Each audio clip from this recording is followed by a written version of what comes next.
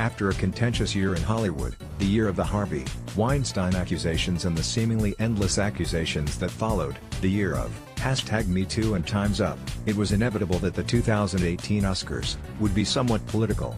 And they were, with both grave, serious commentary on diversity and inclusion in Hollywood, and copious derisive jokes aimed at Mel Gibson, white people with clipboards, and Donald Trump. But the real star of the night was a green jet ski, awarded at the end of the evening to Phantom Thread costume designer Mark Bridges to commemorate the fact that his acceptance speech was the shortest one of the night. For decades now, the Oscar ceremony has been a lengthy affair, usually running 3 or 4 hours, and sometimes going overtime. It's usually made even longer by traditional, tedious "this show is so long" jokes from the hosts. This year, host Jimmy Kimmel went in a different direction in his opening monologue. Okay. Before we start handing out the awards, some history, because we're going to do things a little bit differently. The first Oscar ceremony lasted, this is true, 15 minutes, from beginning to end. And people still complained. So if you do win an Oscar tonight, we want you to give a speech. We want you to say whatever you feel needs to be said. Speak from the heart. We want passion. You have an opportunity and a platform to remind millions of people about important things like equal rights and equal treatment. If you want to encourage others to join the amazing students at Parkland at their march on the 24th, do that. If you wanted to thank a favorite teacher, do that. Or maybe you just want to thank your parents and tell your kids to go to sleep. What you say is entirely up to you. You don't have to change the world. Do whatever you want. But with that said, this is a really long show. So here's what we're going to do. Not saying you shouldn't give a long speech, but whoever gives the shortest speech tonight will go home with Johnny. Tell them what they'll win.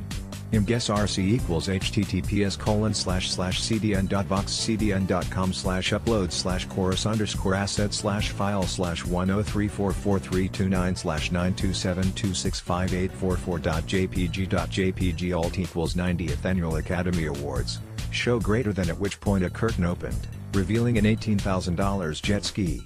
Presented game show style by an announcer and actress Helen Mirren. Throughout the ceremony, Kimmel periodically appeared with a stopwatch, reminding winners that he was timing their speeches, and occasionally commenting on who was in the lead. Why waste precious time thanking your mom when you could be taking her for the ride of her life on a brand new jet ski? Kimmel asked at one point. As running Oscar gags go, the jet ski bit certainly beat some of the draggier ones in recent years, like the tedious 2015 bit where Neil Patrick Harris repeatedly asked actress and 2018 Best Supporting Actress nominee, Octavia Spencer, who hadn't been warned in advance, to spend the ceremony watching an onstage box that supposedly contained his Oscar predictions.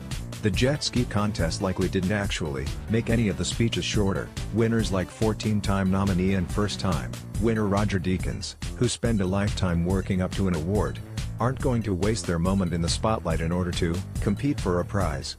I guess I better say something, or else they'll give me a jet ski, and I don't see myself on a jet ski somehow, joked the 68-year-old Deakins just before beginning his speech.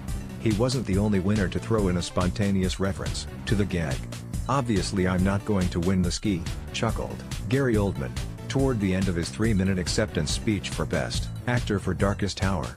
Run that clock, Jimmy, I want to get that ski jet or whatever that was, Sam Rockwell said, as he fumbled out his speech notes after winning Best Supporting Actor for 3 Billboards Outside Ebbing, Missouri. The entire jet ski idea was inherently pretty silly.